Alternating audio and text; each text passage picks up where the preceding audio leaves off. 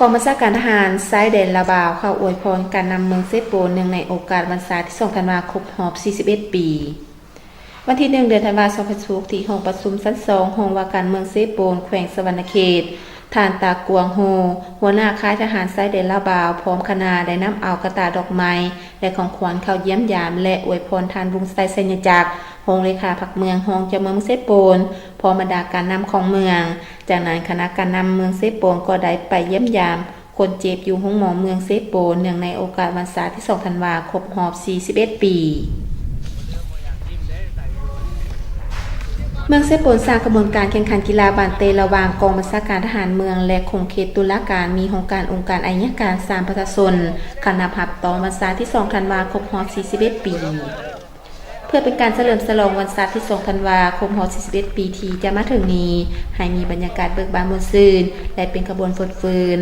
ตอนแรกวันที่30เดือนพฤศจิกายน2026เมืองเซโปนได้จัดการแข่งขันกีฬาบานเตระหว่างกองบัญชาการทหารเมืองกับคงเขตตุลาการมีองค์การอัยการ3ประชาชนซึ่งจัดขึ้นที่เดินกีฬาเมืองท่ามกลางบรรยากาศของการแข่งขันแม่นเต็มไปด้วยกองเชียร์ดังสนั่นคึกคืน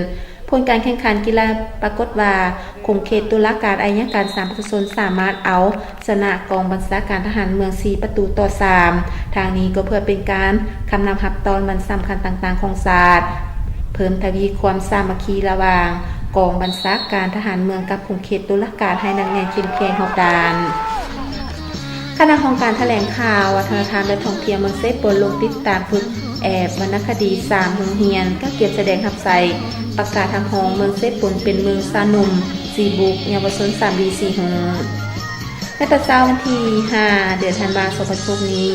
ท่านปิดวันมูลละอห้องหัวหน้าห้องการแถลงข่าววัฒนธรรมและท่องเที่ยวเมืองเซโปนทางเป็นหัวหน้าอนุกรรมการวรรณคดีแสดงรับใส่ก็เกียมประกาศทำห้องเอาเมืองเซโปนเป็นเมืองสนุม4บุกได้ลงเคลื่อนไหวติดตามการตรวจการเนื้อในบทฟ้อนต่างๆและความพร้อมวรรณคดี3โรงเรียนรวมมี6รายการมีบทฟ้อนอวยพรกองประชุมบทฟ้อนข้าวเหนียวเสียงแคนบทฟ้อนบ้านเมเฮาบทฟ้อนซาลาวเผาลาวบทฟ้อนเยาวชน3ดี4หูบทฟ้อนจังหวะรวมมาตรฐานในนั้นมีโรงเรียนประถมพลม่วงมสนาบมสเซโปนซึ่งมาฮอดปัจจุบันแม้มีความพร้อมแล้วฮอดสุนหอยทางนี้ก็เพื่อเป็นการคณะรับตอนกองประชุมใหญ่ประกาศรับห้องเอาเมืองเซโปนเป็นเมืองสร้างนมซีบุกเยาวชน3ดี4หูแม้จะจัดขึ้นในวันที่8เดือนธันวาคมที่จะมาถึงนี้แต่เป็นการสร้างบรรยากาศเบิกบานม่วนซื่นคึกคืนห้านขายเครื่องกีฬารถ4ประจำเมืองเซโปนมอบเครื่องนุ่งกีฬาจำนวน15สุดมูลค่า 600,000 กีบให้หน่วยเศร้าหนุ่มแถลงข่าววัฒนธรรมและท่องเที่ยวเมืองเซโปนตอนเช้าวันที่7ธันวาคม2026นี้ทานซีเล่เจ้าของห้านขายเครื่องกีฬารถ4ประจำเมืองเซโปนได้เอาเครื่องกีฬาจำนวน15สุดมูลค่า 600,000 กีบมอบให้หน่วยเศร้าหนุ่มแถลงข่าววัฒนธรรมและท่องเที่ยวเมืองเซโปนโดยแม่นทานเกตละครโอไซหัวหน้าของการแถลงข่าววัฒนธรรมและท่องเที่ยวเมืองเซโปนเป็นผู้รับ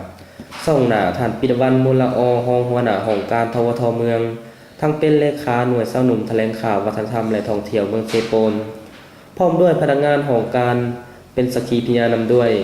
ทั้งนี้ก็เพื่อเป็นการส่งเสริมประกอบส่วนสุขอยู่เวียกงานแถลงข่าวนำใส่เข้าในการแข่งขันกีฬาต่างๆทั้งเป็นการชมเชยผลสำเร็จเวียกงานเศร้าหนุ่มทวทใน1ปีผ่านมาที่ได้เป็นตัวแบบเศร้าหนุ่ม4บุกสมัยที่1 2และเกียมเป็นสมัยที่3